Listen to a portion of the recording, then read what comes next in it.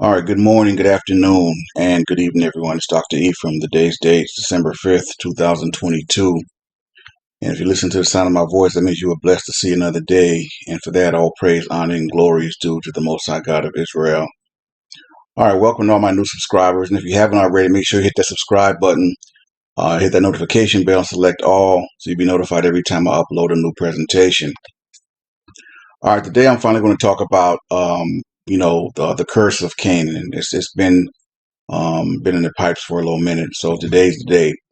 Um, but I want to preface by saying that some of you all going to get it, some not. Some just want to believe what they want to believe, and that's fine. This isn't a debate channel, and I don't do the debate thing.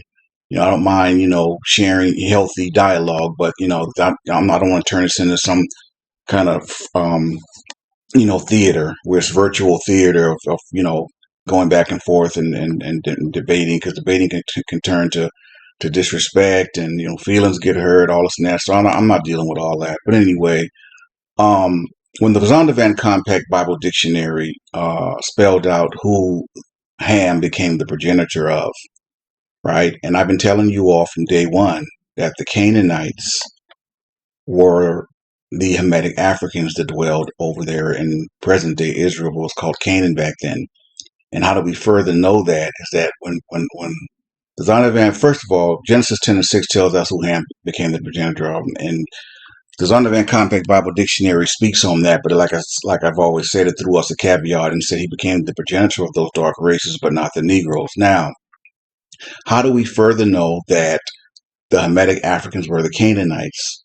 Well, how we further know is because he named the Egyptians. They said Ham became the progenitor of the Egyptians, right? The Libyans, the Ethiopians, and the Canaanites. Now, of those four dark races or nations of people, what group in Africa is not represented? There's just more prevalence, probably all those races combined. That would be your Hamitic Africans. They're the only race or nation of people left that Ham could have became the progenitor of. Everybody else kind of from that bloodlines, spawned from those four nations and races of people. So the only other people not allotted for in that Zondervan Compact Bible Dictionary, they call them Canaanites, but basically they were Hamitic Africans, because they're the only group of a race of a nation of dark people not allotted for. So that it's like the logical conclusion. They couldn't be talking about anybody else. They had to be talking about the Hamitic Africans, because they're the only ones that weren't allotted for. And we know that further by their Y DNA haplotype. They have the same Y DNA haplotype as the Ethiopians, Egyptians, etc. Nubians. They all have the same Y DNA haplotype. That's how we further know that the original Canaanites were Hamitic Africans. Now, after this, a lot of you still going to believe what you want to believe, and that's fine. I'm not begging you to believe me, whatever the case may be, but I'm presenting it to you. When Noah said, "Cursed be Canaan," he cursed the Hamitic Africans. All right, that's what it is. That's the backdrop for this story. So let's get it. Okay, it seems like we always kind of start off a lot of my presentations here, right? Well, it's fitting, because the Zondervan Compact Bible Dictionary sets out who Ham became the progenitor of, right? So again, Ham became the progenitor of the dark races of Africa, and it listed the dark races he became the progenitor of. It said the Egyptians, the Ethiopians, the Libyans, and the Canaanites, not the Negroes. But this lesson is not about the Negroes, though. Again, we already know about all of our captivities, with Babylon and the Greek captivities, Romans, et cetera, et cetera. We know all about our captivities, right? We get that. This lesson is about the Canaanites. See, I tried to tell you all for the longest time, and some people try to deny it or say it's not so, whatever the case may be. But I told you all, the Canaanites that Ham became the progenitor of are the Hamitic Africans. I've said that ad nauseum. Some people believe it, some people won't. But maybe after this lesson, it'll drop in your spirit, right? Canaan, Hamitic Africans dwelled in the land known as Israel. They're the ones, they were called then Canaanites. The Canaanites, once again, are your Hamitic Africans, my people, right? So when I said that that whole Curse of Ham stuff, that's from the Babylonian Talmud, right? That's satanic Babylonian. That Curse of Ham stuff, it was meant to kind of lump Negroes in there, saying that Negroes were cursed. And again, like I said in the intro, we had our own curses to worry about, right? So why is this significant? Why am I starting out here telling you all about Canaan again? Who the Canaanites actually were? Because remember, Noah said, "Cursed be Canaan." One more time. Noah said, "Cursed be Canaan." So Noah cursed the Hamitic Africans. That's why they went through what they went through, because they were cursed as well. He said, "Cursed be Canaan." Genesis 9:25. And he said, "Cursed be Canaan. A servant of servants shall he be to his brothers." And see, my people, I never thought to really put that together. I really never thought about the curse of Canaan. My focus was always on dispelling the fact of the curse of Ham not being us, right? That was always my focus. And it never dawned on me, because I knew all the time the Most High revealed to me who Canaan is and who Canaan was. It's the Hamitic Africans. Noah cursed them. That's why they went through the colonization of Africa. That's why they went through the atrocity of that German Leopold with the German Holocaust, basically. What those Africans went through under Leopold, who died, and I mean he raped Africa of over $1 billion in wealth, man. He didn't get to enjoy any of it. But anyway, they weren't for the most part involved with the transatlantic slave trade, but the Hamitic Africans went through it themselves. In all reality, a lot of Hamitic Africans, they went through it, my people. And I'm serious. I've never thought of it like that. I never did. I mean, to say that I didn't have knowledge of the fact that a lot of African countries or whatever went through certain colonizations. Yeah, I knew, but I just didn't really put it together of why they went through what they went through, because they went through a curse as well. Noah cursed them. There's a curse be Canaan. The Canaanites are the Hamitic Africans of then and today. So what they went through, all that atrocities of the colonization. Right now, there's 29 countries in Africa that speak French. When I saw them speaking, black people, Africans speaking French on that High on the Hog series, I said, what? That is just shameful, man. That is just freaking shameful that Africans are speaking freaking French. Are you freaking kidding me, man? Like, seriously? And that's due to the colonization. So it dropped in my spirit. They are the results of the curse of Noah, when he said, "Cursed be Canaan." Because we focus so much on the transatlantic slave trade, right? And what our people went through. We went through our atrocities. Don't get it twisted. Slavery here in North America, yokes of iron on their neck and all that. But we didn't know what the Hamitic Africans were going to go through. Maybe because they weren't of the chosen seed, and so their plight was not listed in Torah or the Tanakh. But they went through their own hell. And I can't even post those images, because a lot of the images, you guys can Google it. Google German Leopold, the genocide of the Nambia African tribes. I mean, they were invaded. We're going to get into that in the next segment. But this is the backdrop for what's to come in this lesson. Okay, the Hamitic Africans and what they went through are the result of the curse of Noah when he cursed Canaan. This should prove to you all, finally, what I've been telling you all along, that Canaan is the Hamitic Africans. That's why they went through all of the atrocities and the slavery and stuff that they went through. On to the next segment. So again, we focus so much on our colonization, us being colonized, or we weren't even colonized. I take that back. We were under the thumb, if you will, of the colonizers, right? But we weren't. We couldn't have been colonized because we weren't from Africa. We were taken against our will to America, not Africa. Our people were taken against their will to America, but I can't call it being colonized, because America, I don't know why I keep saying Africa. America was not our colony. However, the people that enslaved us were our ancestors, were colonizers, right?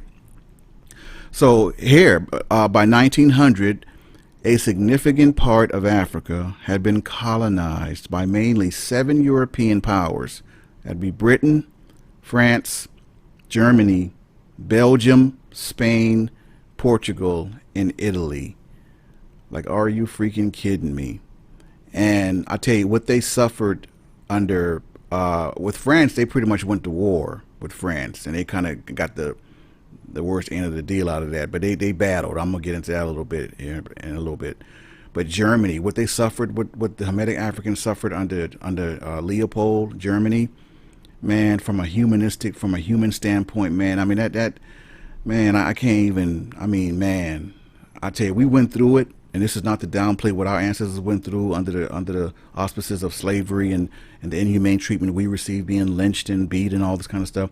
And again, I can't post a lot of the images because I don't want to get my video flagged, or I don't want to get whatever. So, but you guys can Google it. You can Google the images of the Africans, the colonization, the Holocaust, and it's never talked about.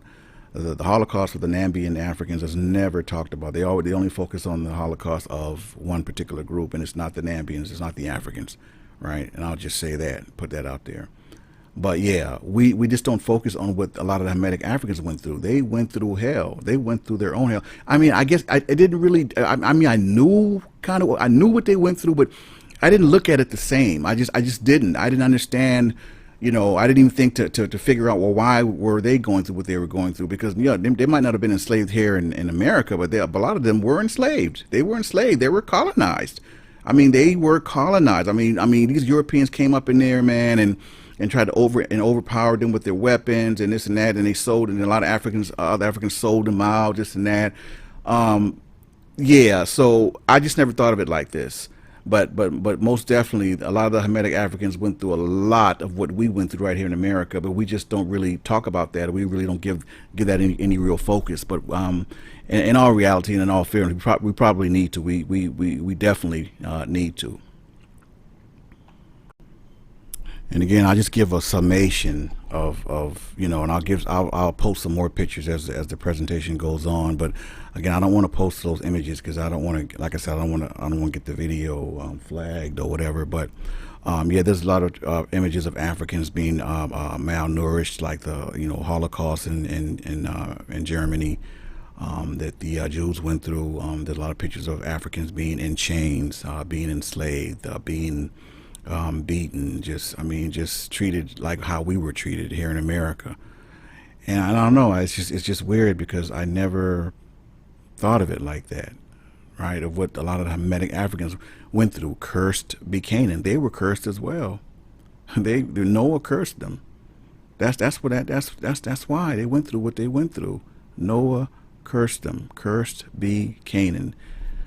But I'm sorry. It says, but scholars commonly say the Armenian genocide of 1914 to 1915 perpetrated by the Turks was the first genocide of the 20th century, but that's wrong. History records the first deliberate effort to systematically exterminate an entire group was by the Germans, Leopold, in southwest Africa with the Nambia tribe, 1904 through 1908. But yeah, the Curse of Canaan is why a lot of Africans speak French to this day. I mean, that is, I can't even, for the first time, me actually seeing that series with the High on the Hog and listening to these brothers and sisters from Africa speaking French, it kind of angered me. And I'm thinking, well, should I be angered? Should I be angry? I mean, but it did. It angered me, man. I mean, the nerve of the colonizers to come into a country, to a continent that didn't invite them. People were already there, living their lives, doing their thing, and they come messing with them, come trying to subjugate them, come trying to enslave them, come trying to trick them, all these different things, right?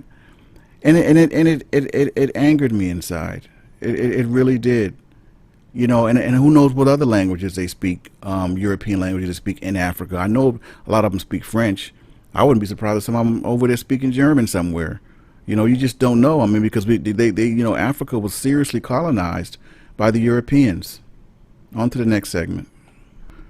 So the curse of Canaan, sometimes even incorrectly referred to as the curse of Ham, they tried for years to tell our people, or the Negroes or the Shemites, that our enslavement was the results of the curse of Ham, right? And again, they got that from the Babylonian Talmud. That's where that originated from. However, in retrospect, it was kind of true. It just didn't. It was true. It was the curse of Canaan as to why the Hamitic Africans were enslaved and went through what they went through. But it had nothing to do with us. So that old adage is partially actually correct. It just didn't apply to us, and they tried to lump us in with that whole curse of Ham thing. Like I said, we had our own curses to worry about with the Most High God of Israel. So that curse of Canaan thing, yes, the Hamitic Africans that were enslaved, and the atrocities and the genocide that they went through at the hands of Europeans in Africa. Wow. Talking about colonizers. Yeah, it was a result of the curse of Canaan, not the curse of Ham, because Noah cursed Canaan. So let's get into the whole meat of the curse of Canaan, which ended up being the colonization, essentially, of Africa, right? And all these groups moving in and occupying them without, they weren't invited, So I said between the 1870s and 1900, Africa faced European imperialist aggression, diplomatic pressures, military invasions, and eventual conquests and colonizations. At the same time, African societies put up various forms of resistance against the attempt to colonize their countries and impose foreign domination. So there was definitely resistance, and I salute that. By the early 20th century, however, much of Africa, except Ethiopia and Liberia, had been colonized by European powers. I mean, are you freaking serious? Like, yeah, wow. The European imperialists pushed into Africa was motivated by a couple of different factors: economy, political, and social. Developed in the 19th century following the collapse of the profitability of the slave trade, its abolition and suppression, as well as the expansion of the European capitalist industrial revolution. The imperatives of capitalist industrialization, including the demand for assured sources of raw materials, the search for guaranteed markets and profitable investment outlets, spurred the European scramble and the partition and eventual conquest of Africa. Thus, the primary motivation for European intrusion was economic, i.e., money, riches. And Africa was known to have plenty of it, gold, I mean, you name it. And not lost on me is I'm pretty sure they felt that the Africans were inferior to them. So they never really went there with intent to be partners with them, or to be fair with them. They really felt in their mind and heart of hearts that they were a bit bigger, better, and more superior, far superior to the Africans, and they can just go in there and take what they want, no matter what they told the Hamitic Africans that met them there. So then it became this big old push called this so-called scramble for Africa. All right. But other factors played an important role in the process. The political impetus derived from the impact of inter-European power struggles and competition for preeminence. Britain, France, Germany, Belgium, Italy, Portugal, and Spain were competing for power within European power politics. One way to demonstrate national preeminence was through the acquisition of territories around the world, including Africa. The social factor was the third major element. As a result of industrialization, major social problems grew in Europe: unemployment, poverty, homelessness, social displacement from rural areas, and so on. The social problems developed partly because not all people could be absorbed by the new capitalist industries. One way to resolve this problem was to acquire colonies and export this surplus population. This led to the establishment of settler colonies in Algeria, Tunisia, South Africa, Namibia, Angola, Mozambique, and Central African areas like Zimbabwe and Zambia. Eventually, the overriding economic factors led to the colonization of other parts of Africa. I mean, the freaking nerve, man. The scramble was so intense that there were fears that it could lead to inter-imperialist conflicts and even wars. To prevent this, the German Chancellor Otto von Bismarck convened a diplomatic summit of European powers in the late 19th century. This was the famous Berlin West African Conference, more generally known as the Berlin Conference, held from November 1884 to February 1885. The conference produced a treaty known as the Berlin Act, with provisions to guide the conduct of the European inter-imperialist competition in Africa. Some of its major articles were as follows. 1. The principle of notification, notifying other powers of a territorial annexation. 2.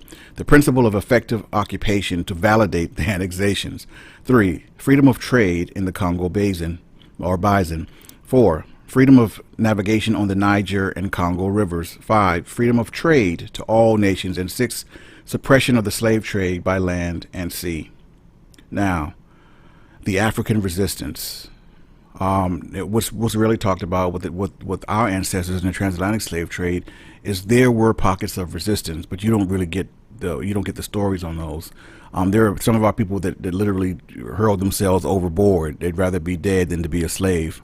That was an act of resisting. There were our ancestors who refused to eat, and that documentary on Netflix kind of touched on that on the one I was telling you about earlier. It was very subtle, but it was the power of no, the power of I will not eat your food, the power of I will not be subjected or subjugated, like you have me. So yeah, there were definitely pockets of resistance, and a lot of the Africans did resist as much as they could. Again, salute to them for that. I have a different kind of look and an idea about this. I knew about the colonization of Africa. I just didn't know about it. I didn't see it like this, and I definitely didn't equate it to the curse of Canaan, like them dealing with their own curses as well. I just didn't, not until it dropped in my spirit. The European imperialist designs and pressures of the late 19th century provoked African political and diplomatic responses and eventually military resistance. During and after the Berlin Conference, various European countries sent out agents to sign so-called treaties of protection with the leaders of African societies, states, kingdoms, decentralized societies, and empires. The differential interpretation of these treaties by the contending forces often led to conflict between both parties and eventually to military encounters. For Europeans, these treaties meant that Africans had signed away their sovereignties to European powers, but for Africans, the treaties were merely diplomatic and commercial friendship treaties. See?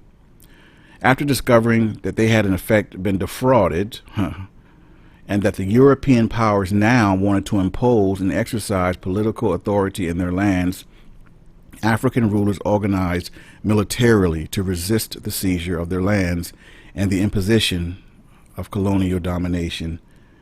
I mean, wow, man. Wow. African military resistance took two main forms, guerrilla warfare and direct military engagement. While these were used as needed by African forces, the dominant type depended on the political, social, and military organizations of the societies concerned. In general, small-scale societies, the decentralized societies, erroneously known as stateless societies, use guerrilla warfare because of their size and the absence of standing or professional armies. Instead, the professional soldiers, small groups, or organized fighters with a mastery of the terrain, mounted resistance by using the classical guerrilla tactic of hit-and-run raids against stationary enemy forces. This was the approach used by the Igbo of southeastern Nigeria against the British. All right, now our Igbo brothers doing their thing.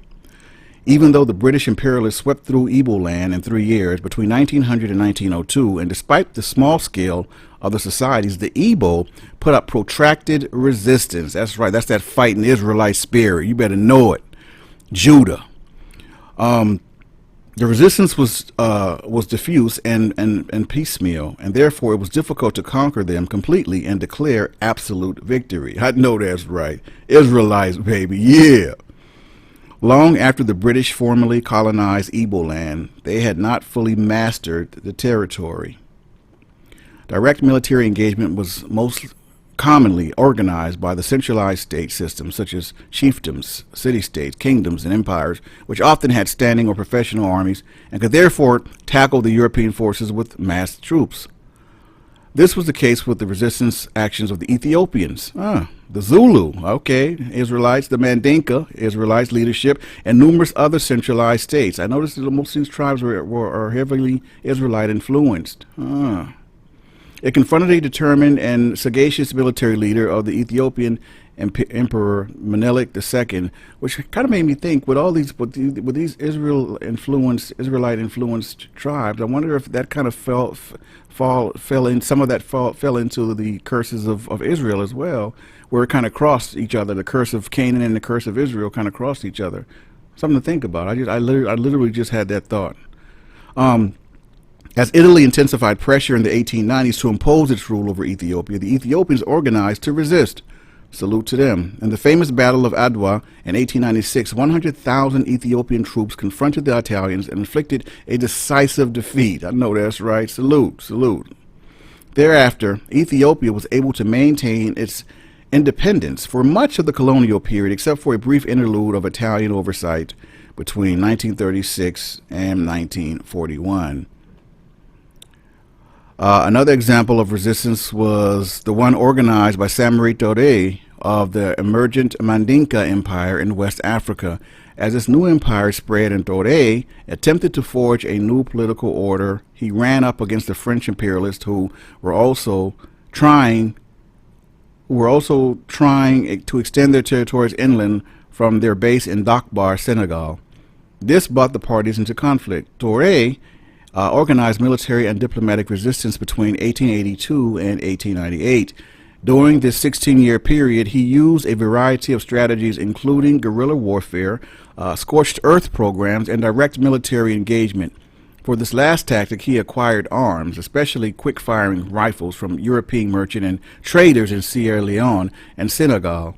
He also established engineering workshops where weapons were repaired and parts were fabricated. With these resources and his well-trained forces and the motivation of national defense, he provided his protracted resistance to the French.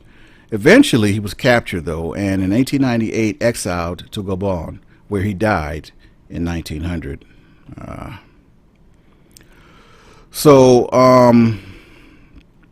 me wrap this up with the colonization, and I'm going to wrap it up with, let's see here.